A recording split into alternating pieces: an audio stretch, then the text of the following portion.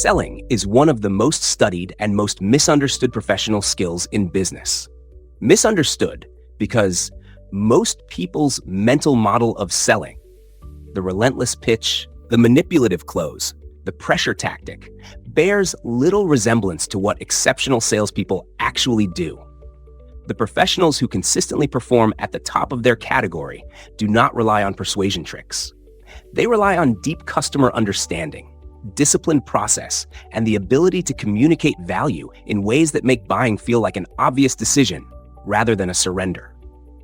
Whether the context is B2B enterprise sales, B2C retail, or anything in between, the fundamental principles that convert conversations into commitments are consistent. This video delivers them. The first milestone is the buyer-centric mindset, the philosophical foundation without which techniques are hollow. The core insight of modern sales research is this: people do not buy products or services. They buy the resolution to a problem, the achievement of a goal, or the elimination of a fear. The salesperson who leads with what they are selling gets resistance. The salesperson who leads with understanding what the buyer is trying to accomplish gets engagement.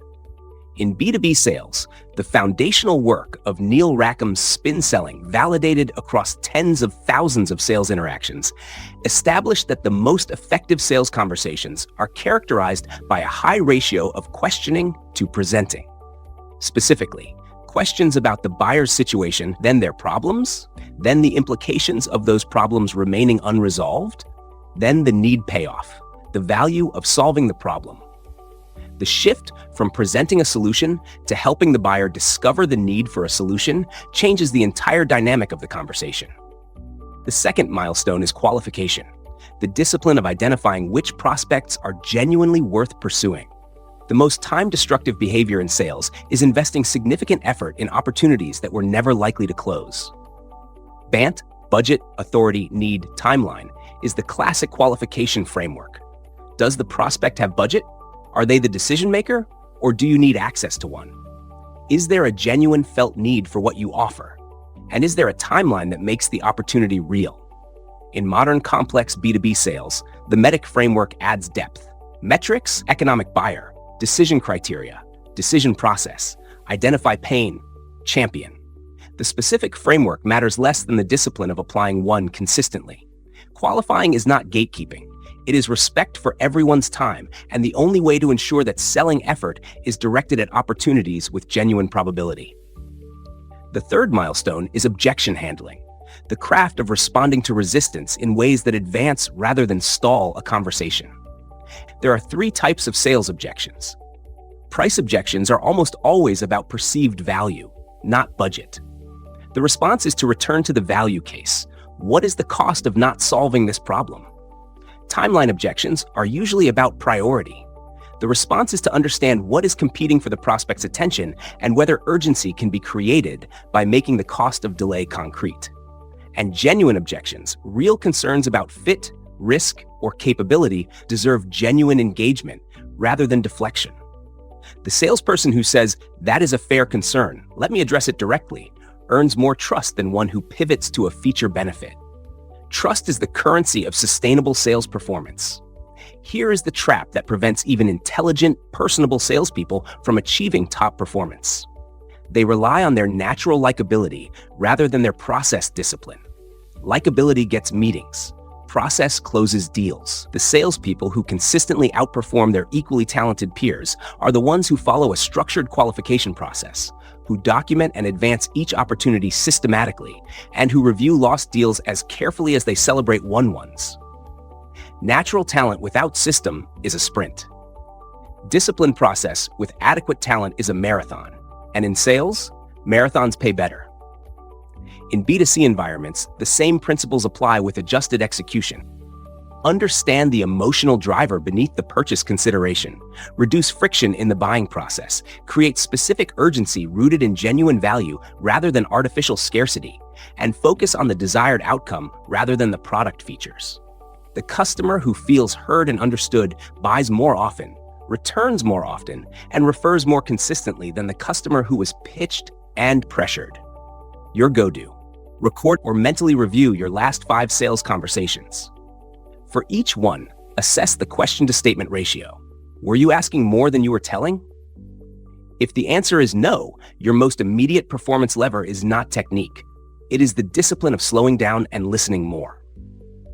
If selling is central to your role, the sales funnel video in this series gives you the full pipeline architecture that turns these conversation-level skills into a consistent revenue system.